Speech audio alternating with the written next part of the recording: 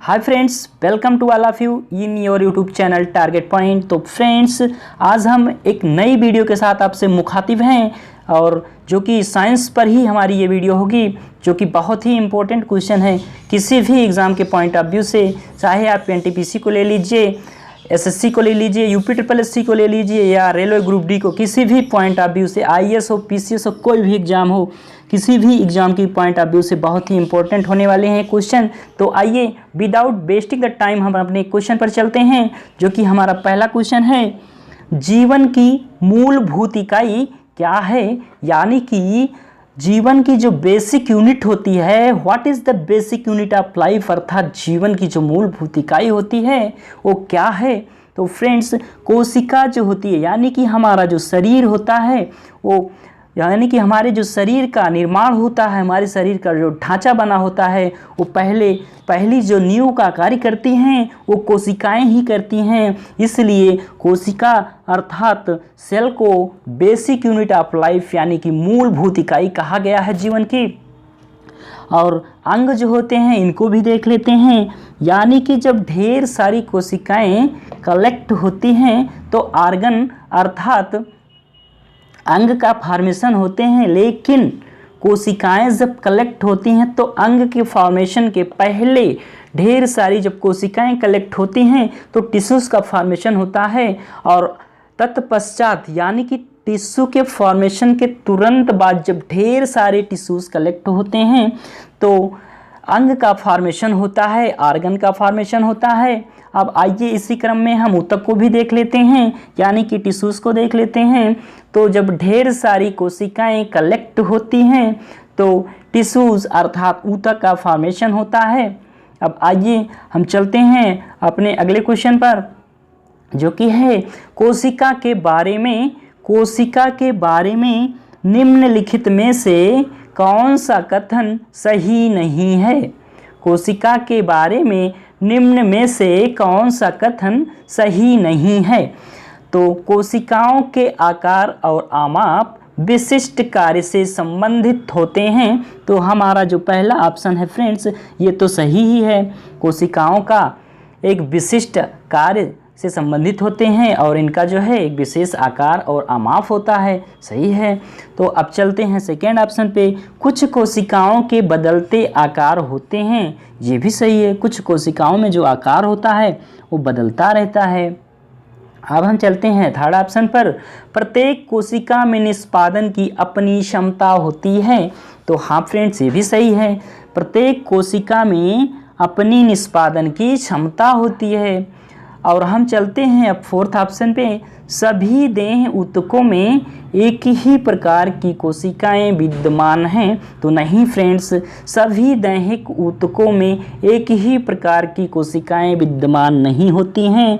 यहाँ पर fourth option जो है फ्रेंड्स, यही हमारा आंसर होगा, यानी कि सभी जो दैहिक ऊतकों में एक ही प्रकार की कोशिकाएं विद्यमान होती हैं कह रहा है। तो नहीं फ्रेंड्स, सभी दैहिक ऊतकों में एक ही प्रकार की कोशिकाएं विद्यमान नहीं होती हैं। तो हमारा आंसर होगा फ्रेंड्स यहाँ पर डी। अब चलिए हम अपने अगले क्वेश्चन पर चलते हैं, निम्नलिखित में से कौन सा कोशिकांग पादप कोशिका में पाया जाता है किंतु जंतु कोशिका में इसका अभाव होता है? अर्थात जंतु कोशिका में ये नहीं पाया जाता है, ओनली पादप कोशिका प्लांट सेल में पाया जाता है। तो फ्रेंड्स, जैसा कि हम जानते हैं कि क्लोरोप्लास्ट ही वो ऐसा पादप कोशिकांग यानी कि वो ऐसा कोशिकांग है जो केवल और केवल पादप कोशिका में पाया जाता है, अन्यथा ये और किसी कोशिका में नहीं, यानी कि जंतु कोशिका में इसका अभाव होता है। अब हम चलते हैं अपने सेकेंड ऑप्शन पर, एंडोप्लाज्मिक रेटिकुलम। तो एंडोप्लाज्मिक जो रेटिकुलम होते हैं ये दो प्रकार के होते हैं, ये भी कोशिकांग ही होते हैं। तो एंडोप्लाज्मिक रेटिकुलम एक होता है स्मूथ, यानी कि स्मूथ एंडोप्लाज्मिक रेटिकुलम, यानी कि इसमें जो स्मूथ वाला होता है ये चिकना होता है। And second is rough endoplasmic reticulum, और जो सेकेंड होता है, जो द्वितीय रेटिकुलम होता है, वो रफ एंडोप्लाज्मिक रेटिकुलम अर्थात खुरदरा एंडोप्लाज्मिक रेटिकुलम कह सकते हैं। उसमें क्या होता है, जो खुरदरे पदार्थ से दिखाई देते हैं, उसमें जो खुरदरा सा पदार्थ होता है वो राइबोसोम लगा होता है, अर्थात हम कह सकते हैं कि एंडोप्लाज्मिक रेटिकुलम पर यानी कि रफ एंडोप्लाज्मिक रेटिकुलम पर राइबोसोम स्थित होते हैं। अब चलते हैं थर्ड ऑप्शन पर, तो माइटोकॉन्ड्रिया। माइटोकॉन्ड्रिया की खोज सर्वप्रथम कोलिकर ने की थी और ये उन्होंने कहाँ की थी?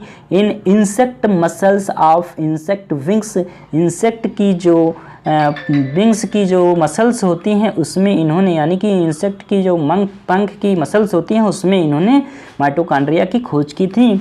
अब चलते हैं राइबोसोम पर, तो राइबोसोम जो होते हैं ये प्रोटीन यहाँ पर कलेक्ट होता है, यानी कि जो राइबोसोम होते हैं ये प्रोटीन को स्टोर करने का कार्य करते हैं। अब आइए हम चलते हैं अगले क्वेश्चन पर, और हमारा जो अगला क्वेश्चन है, कोशिका का जीवित अंश, कोशिका का जीवित अंश जीव द्रव्य प्रोटोप्लाज्म कहलाता है। यह किससे बना होता है? तो कोशिका का जो जीवित अंश यानी कि जीव द्रव्य या प्रोटोप्लाज्म जो कहलाता है यह किससे बना होता है? तो फ्रेंड्स, जैसा कि हम सभी जानते हैं कि जो कोशिका का जो जीवित अंश होता है वो केंद्रक होता है और कुछ अन्य कोशिकांग भी होते हैं और कोशिका द्रव्य भी होता है। तो हमारा जो यहाँ पर थर्ड यानी कि फोर्थ ऑप्शन है, यानी कि कोशिका द्रव्य यानी कि सेल या साइटोप्लाज्म हम कह सकते हैं, केंद्रक द्रव्य न्यूक्लियोप्लाज्म कह सकते हैं, और अन्य कोशिकांग यानी कि जो अदर सेल्स होते हैं, सेल ऑर्गेनल्स जो होती हैं अदर, उनसे बना होता है। तो हमारा जो फोर्थ ऑप्शन है यानी कि डी वाला यहाँ पर हमारा आंसर होगा। तो फ्रेंड्स, आइए इसी क्रम में हम आगे बढ़ते हैं। तो 80% यानी कि 80% से अधिक कोशिका या सेल में पाया जाने वाला जो पदार्थ होता है वो क्या होता है? तो फ्रेंड्स, जैसा कि हम सभी जानते हैं कि जो हमारे सेल्स में अर्थात हमारे जो शरीर में हमारी कोशिकाओं में 80% से ज़्यादा या जो कुछ भी पाया जाता है, जो मटेरियल पाया जाता है वो हम कह सकते हैं कि जल ही है। हमारा जो डी वाला ऑप्शन है यही सही माना जाएगा, यही हमारा आंसर होगा। अब चलते हैं अगले क्वेश्चन पर, निम्नलिखित में से किन कोशिकाओं में नाभिक नहीं होता है? निम्नलिखित में से किन कोशिकाओं में नाभिक नहीं होता है? तो लाल रक्त कोशिकाएं जो होती हैं हमारी, इनमें नाभिक नहीं होता है। लाल रक्त कोशिकाओं में नाभिक नहीं होता है। तो आइए अगले क्वेश्चन पर चलते हैं। निम्नलिखित में से कौन से कोशिकांग यानी कि कौन से ऐसे कोशिकांग हैं जिन्हें आत्मघाती बैग या आत्महत्या की थैली या सुसाइडल बैग के नाम से जाना जाता है? तो फ्रेंड्स, लाइसोसोम ही वो कोशिकांग है जिसे हम आत्महत्या की थैली या आत्मघाती बैग के नाम से जानते हैं। अब राइबोसोम क्या होते हैं? राइबोसोम जो होते हैं प्रोटीन फैक्ट्री यानी कि प्रोटीन को कलेक्ट करने का कार्य करते हैं, राइबोसोम स्टोर करने का कार्य करते हैं, और राइबोसोम जो होते हैं ये एंडोप्लाज्मिक रेटिकुलम पर लगे हुए होते हैं, जो रफ एंडोप्लाज्मिक रेटिकुलम होते हैं उन्हीं पर सिचुएट होते हैं। अब डिक्टियोसोम क्या होते हैं कि डिक्टियोसोम जो होते हैं इनको हम क्लोरोप्लास्ट भी कह सकते हैं, इन्हीं को हम डिक्टियोसोम के नाम से जानते हैं।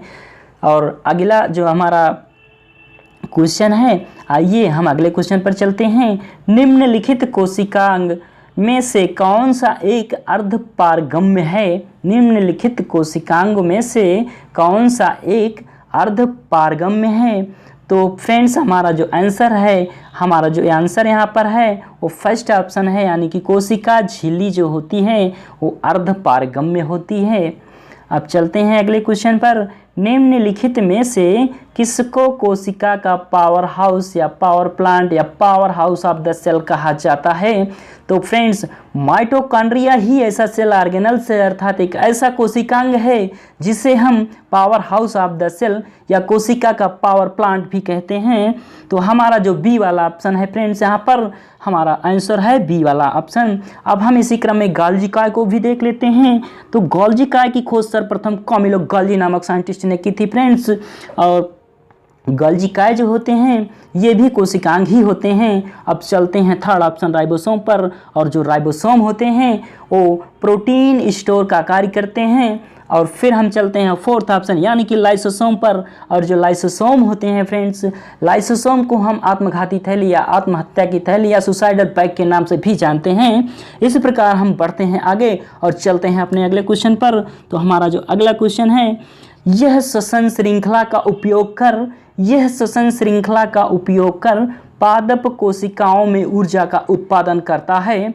तो फ्रेंड्स हम आगे भी पढ़ चुके हैं, यदि आप दिमाग लगाएं तो क्वेश्चन को चुटकी में हल कर सकते हैं। तो हमारा यहाँ पर जो आंसर होगा वो ऑप्शन होगा बी ऑप्शन, यानी कि माइटोकॉन्ड्रिया ही श्वसन श्रृंखला का उपयोग कर पादप कोशिकाओं में ऊर्जा का उत्पादन करता है, इसलिए हम इसको power house of the cell यानी कि ऊर्जा गृह कहते हैं कोशिका का। तो आइए इसी क्रम में हम चलते हैं अगले क्वेश्चन पर। और जो हमारा अगला क्वेश्चन है वो है, मानव शरीर में मौजूद निम्नलिखित कोशिकाओं में से किसमें माइटोकॉन्ड्रिया नहीं पाया जाता है। तो फ्रेंड्स जैसा कि हम सभी जानते हैं कि जो ये लाल रक्त कोशिकाएं होती हैं यानी कि रेड ब्लड कार्पसेल्स जो होती हैं, इनमें माइटोकॉन्ड्रिया का अभाव होता है, इनमें माइटोकॉन्ड्रिया नहीं पाई जाती हैं।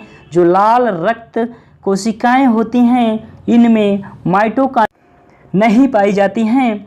अब आइए हम चलते हैं अगले क्वेश्चन पर। निम्नलिखित में से कोशिका का नियंत्रक केंद्र कौन सा होता है। निम्नलिखित में से कोशिका का नियंत्रण केंद्र कौन सा होता है। तो फ्रेंड्स हम सभी जानते हैं कि जो सेंटर होता है यानी कि जो न्यूक्लियस होता है वही कोशिका को नियंत्रित करता है, वही कोशिका को संकेंद्रित करता है, वही कोशिका पर अपना नियंत्रण स्थापित करता है। तो हम इसलिए कह सकते हैं कि जो केंद्रक होता है इसे हम कोशिका का नियंत्रण केंद्र या नियंत्रक केंद्र भी कहते हैं, यानी कि जो हमारा पहला ऑप्शन है वही हमारा आंसर होगा। तो फ्रेंड्स आइए हम अपने अगले क्वेश्चन पर बढ़ते हैं। निम्नलिखित की कोशिका का सूक्ष्मतम जीवित कोशिका है। निम्नलिखित की कोशिका सूक्ष्मतम जीवित कोशिका है। तो फ्रेंड्स हम सभी पढ़ चुके हैं कि जो सबसे छोटी कोशिका होती है, सूक्ष्मतम जो कोशिका होती है जो कि जीवित कोशिका है, उसे हम माइकोप्लाज्मा कहते हैं। तो mycoplasma is the smallest cell, इसको हम सबसे छोटी कोशिका के नाम से जानते हैं फ्रेंड्स। और जो हमारा अगला क्वेश्चन है वो है, डीएनए का संबंध जिस अतिमूल प्रोटीन से है उसे क्या कहते हैं। डीएनए का संबंध जिस मूल अर्थात बेसिक प्रोटीन से है उसे हम क्या कहते हैं। तो फ्रेंड्स उसे हम हिस्टोन कहते हैं। हिस्टोन जो होती है एक प्रकार की प्रोटीन होती है जिसे हम डीएनए का संबंध जिस अतिमूल प्रोटीन से होता है, यानी कि हिस्टोन का जो संबंध होता है वो बेसिक प्रोटीन से होता है, इसलिए हम उसे हिस्टोन कहते हैं। तो फ्रेंड्स इस तरह यहीं पर हमारे वीडियो का समापन होता है। तो फ्रेंड्स अगली वीडियो में हम फिर आपसे मुखातिब होंगे, तब तक के लिए फ्रेंड्स दीजिए हमें अनुमति। Thanks for watching my video.